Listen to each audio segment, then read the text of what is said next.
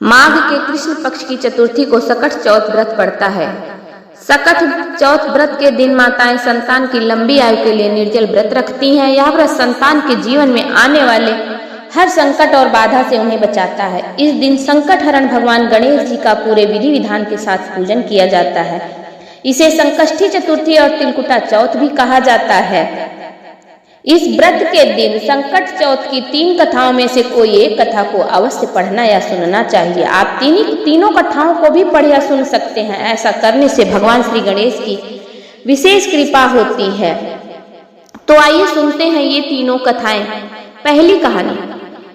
पहली कहानी यह है कि माँ पार्वती एक बार स्नान करने गई। स्नान घर के बाहर उन्होंने अपने पुत्र गणेश जी को खड़ा कर दिया और उन्हें रखवाली का आदेश देते हुए कहा कि जब तक मैं स्नान करके खुद बाहर ना आऊं, किसी को भीतर ना आने दें।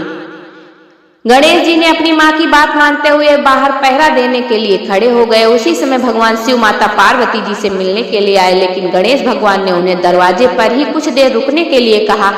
भगवान शिव ने इस बात से बेहद ही आहत होते हुए अपमानित महसूस करने लगे। गुस्से में उन्होंने गणेश भगवान पर त्रिशूल का वार कर दिया, जिससे उनकी गर्दन दूर जा गिरी।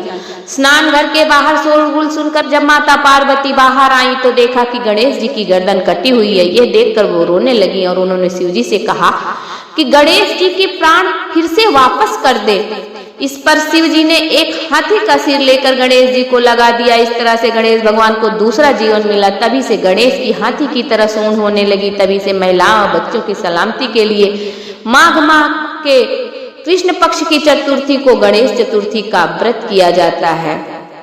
दूसरी कथा, किसी नगर में एक कुम्हार रहता था। एक बार जब उसने बर्तन बनाकर आवा लगाया तो आवा नहीं पका। परेशान होकर वह राजा के पास गया और बोला कि महाराज, ना जाने क्या कारण है कि आवा पक ही नहीं रहा है। राजा ने राज पंडित को बुलाकर कारण पूछा। राज पंडित ने कहा, हर बार आवा लगाते समय एक बच्चे की बलि देने से ही आवा पकेगा। राजा का आदेश हो गया। बलि आरंभ हुई। जिस परिवार की बारी होती वह अपने बच्चों में से एक बच्चा बलि के लिए भेज देता।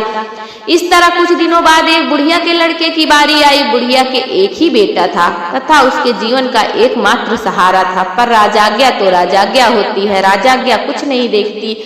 दुखी बुढ़िया सोचने लगी कि मेरा एक ही बेटा है, वह भी सकट के दिन मुझसे जुदा हो जाएगा। तभी उसको एक उपाय सूझा। उसने लड़के को सकट की सुपारी तथा धूप का बीड़ा देकर कहा, भगवान का नाम लेकर आवा में बैठ जाना, संकटा माता तुम्हारी रक्षा करेंगी। सकट माता का ध्यान करना। सकट के दिन बालक आवा में बैठा दिया गया और बुढ़िया सकट माता के सामने बैठकर पूजा अर्चना करने लगी।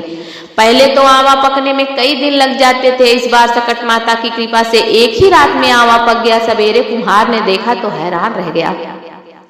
आवा पक चुका था और बुढ़िया का बेटा जीवित व सुरक्षित था। सकट माता की कृपा से नगर के अन्य बालक भी जी उठे। यह देख नगर वासियों ने माता सकट की महिमा स्वीकार कर ली। तब से आज तक सकट माता की पूजा और अर्चना की विधि विधान चला आ रहा है तथा माताएं सकट चौथ के दिन सकट माता का व्रत उपवास करती हैं। तीसरी कथा, बुढ़िया माई की कहानी। एक बुढ़िया थी, वह बहुत ही गरीब और दृष्टिहीन थी। उसके एक बेटा और बहू थे। वह बुढ़िया सदैव गणेश जी की पूजा किया करती थी।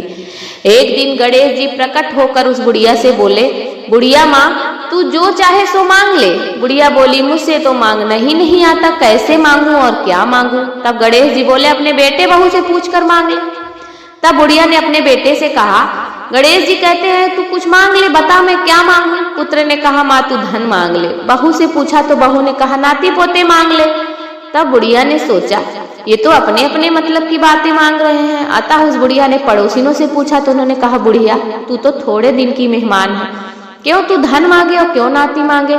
तू तो अपने आंखों की रोशनी मांग ले, जिससे तेरी जिंदगी आराम से कट जाए। इस पर बुढ़िया बोली, यदि आप प्रसन्न हैं तो मुझे 9 करोड़ की माया दे, निरोगी काया दे, अमर सुहाग दे, आंखों की रोशनी दे, नाती दे, पोता दे और सब परिवार को सुख दे तथा अंत में मोक्ष दे। यह सुनकर गणेश जी बोले, बुढ़िया माँ, तुमने तो हमें ठग लिया, फिर भी जो तूने मांगा है वचन के अनुसार मैं वह सब तुम्हें दूंगा। और यह कहकर गणेश जी अंतर्धान हो गए। उधर बुढ़िया माँ ने जो कुछ मांगा वह सब उसे मिल गया। हे गणेश जी महाराज, जैसे तुमने उस बुढ़िया माँ को सब कुछ दिया है वैसे ही सबको देना। बोलो सकट माई की जय हो।